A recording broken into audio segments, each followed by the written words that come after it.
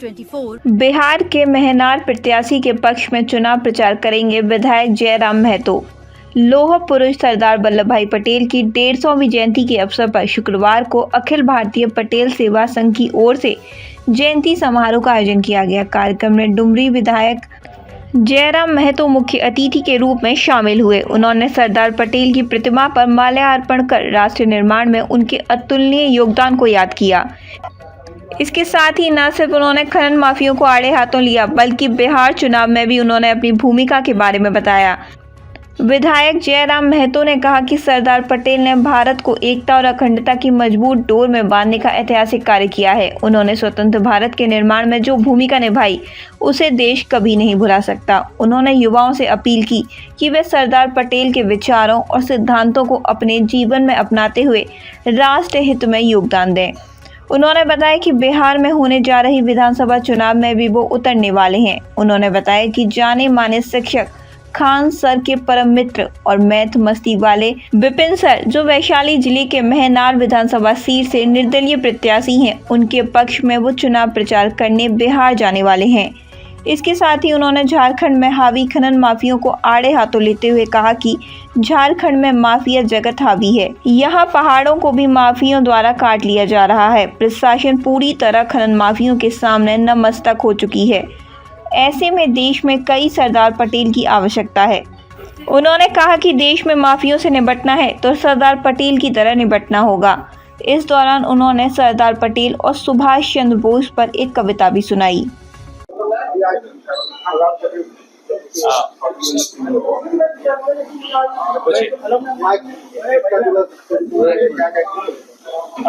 आज सबसे पहले तो मैं धन्यवाद देना चाहूँगा धनबाद जिला अंतर्गत पटेल सेवा समिति, सरदार पटेल सेवा समिति, जिनके माध्यम से, जिनके तत्वाधान में इस कार्यक्रम का आयोजन रखा गया है।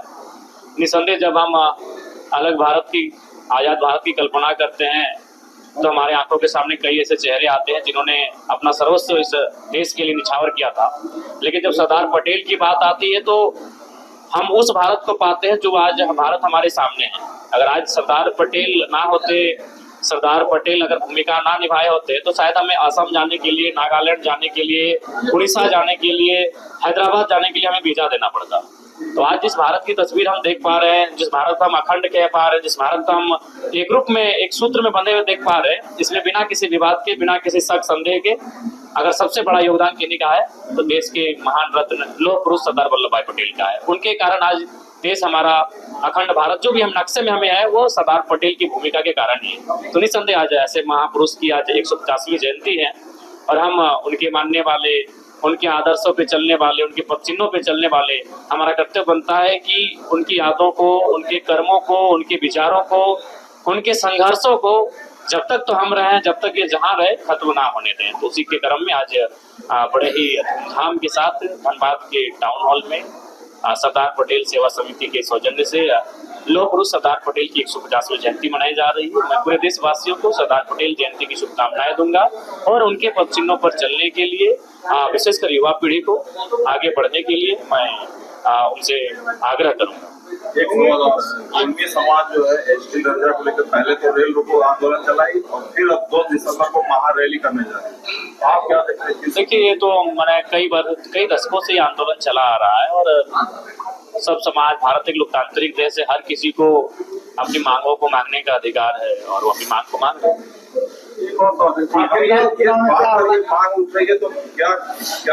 इसका निष्कर्ष तो भाई भारत की संसद के पास है, भारत की राष्ट्रपति के पास है, राज्य की रिपोर्ट के पास है। तो इनको तय करना राज्य की व्यवस्थाओं को है, देश की व्यवस्थाओं को है। क्योंकि एक तरफ से दूसरा पक्ष जो है इसका विरोध भी करती है। देखिए, किसी का ये तो जैसे कि हम किसी को विरोध करने का तो अधिकार नहीं बनता है। कोई मांगता है उसे मांगना चाहिए और वो मांग रहे हैं। कल को आप भी मांग सकते हैं। भारत एक लोकतांत्रिक देश है और लोकतांत्रिक देश में हर किसी को अपनी बात रखने का अधिकार है। सरदार पटेल का जो आइडियोलॉजी है उसका स्प्रेड, उसको बढ़ाने के लिए आप अपनी तरफ से क्या होना चाहिए? हाँ बिल्कुल, सरदार पटेल रहे, महात्मा गांधी रहे या नेताजी सुभाष चंद्र बोस रहे, आज कहीं ना कहीं उनकी जो आइडियोलॉजी है, जिस प्रकार से जितनी गतिशीलता के साथ दुनिया और ये जमाना बदल रहा है, ऐसे में हमें उन्हें बारीकी से गहन अध्ययन करने की आवश्यकता है और सरकार को विशेषकर उनकी चीजों को सुरक्षित रखने की आवश्यकता है, विशेष संरक्षण देने की आवश्यकता है, विशेष कार्यक्रमों की आवश्यकता है और उनके जो जीवन दर्शन है उनको हमें लगता है सिलेबस में शामिल करने की आवश्यकता है। हर एक राज्यों के देश के जो पाठ्यक्रम है उनमें पढ़ाया जाना चाहिए कि उनका संघर्ष कैसा रहा था, उनका विजन क्या रहा था। क्योंकि आज की जो युवा पीढ़ी है कहीं ना कहीं जिस प्रकार से हम लोग इंटरनेट की दुनिया में खो रहे हैं, हमें लगता है कि बिल्कुल भटकाव महसूस हो रहा है। उस भटकाव से ठहराव के लिए हमें आवश्यकता है उन महापुरुषों को अध्ययन करने की। चुनाव हो रहा है उसमें देखा जाए तो पार्टी कार्यालय पे हमला हो जा रहा है।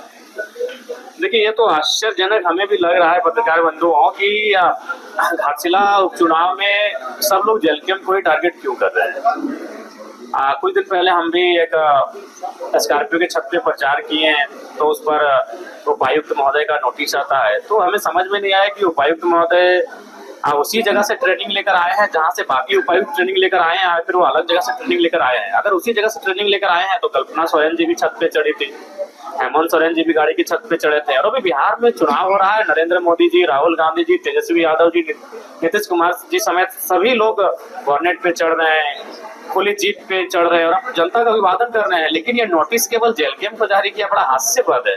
तो हमें बड़ा दुर्भाग्य लग रहा है क्योंकि सबको मालूम है कि एक नौजवान धाराओं के विपरीत जाकर पॉलिटिक्स करने आया है, धाराओं के साथ ना होकर धाराओं को चुनौती देकर पॉलिटिक्स कर रहा है। ये सबको हजम नहीं हो रहा है, इसलिए कभी हमारे कार्यालय पे हमले हो रहे हैं, कभी हम लोग के कार्यक्रमों पे नोटिस जारी किया जा रहा है। तो ये बहुत ही हास्यपद है। आपको लगता है कि रील बनाने और इसमें डिफरेंशिएट नहीं कर पा रही है,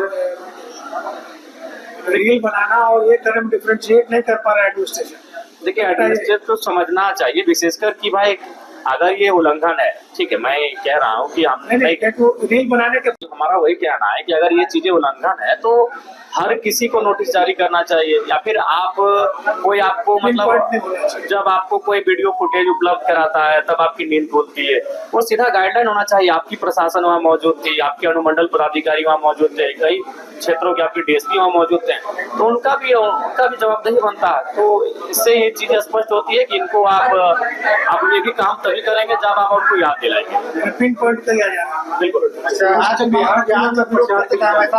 नहीं, गलत बात है। देखिए, मैं आज भी कह रहा हूँ कि बंगाल रहे, बिहार रहे, उड़ीसा रहे, झारखंड, ये चारों आपस में भाई है। और हमारी नाराजगी तब है जब हमारा हिस्सा कम पड़ जाता है, हमारे हिस्से में हमारे बड़े भाई दखल करते, तब हमारी नाराजगी होती है, हमारी असहमति है, ये नाराजगी है। और ये आजीवन रहेगी। जब जब बड़ा भाई छोटा भाई में संघर्ष होगा और छोटा भाई को ऐसा महसूस होगा कि उसके हिस्से की रोटी बड़ा भाई खा रहा है, तो तब असहमति और नाराजगी होगी।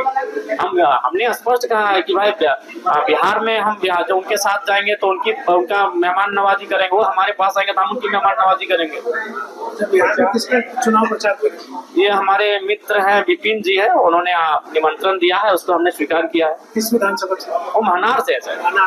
एक सवाल है, पहाड़ों का माइनिंग किया जा रहा है, बिल्कुल ये दुर्भाग्यपूर्ण स्थिति है कि अब पहाड़ भी नहीं बचेंगे तो काहे का झारखंड का मतलब ये जल, जमीन, जंगल, और हम देख रहे हैं कि पहाड़ों को काटकर माइनिंग का खेल हो रहा है। यानी इतने धड़ल्ले से अगर माफिया जगत हावी रहेगा तो फिर बड़ा विचित्र हमें लग रहा है। आज आवश्यकता, इसलिए मैंने कहा आज देश को आवश्यकता है कई सरदार पटेलों की। हरिओम कुमार जी कहते थे अपनी एक कविता में कि राम जाने देश को लगी है कौन सी नजर, एक दिन ऐसा नहीं मिले नहीं बुरी खबर, जो देश की एकता बचा सके जुनून में, राष्ट्र की एकता हो बूंद बूंद खून में, ऐसे देशभक्त का अटूट प्रकाश चाहिए। आज देश को फिर से पटेल या सुभाष चाहिए, आज देश को पटेल या सुभाष चाहिए। बिल्कुल, आज जब माफियाओं से निपटना है तो आपको सरदार पटेल की तरह निपटना हो। जैसे उस समय वो जो लोग देश के खिलाफ थे, जो देश को तोड़ने के पक्ष में थे, सरदार पटेल ने उनको अच्छा सबक सिखाया था।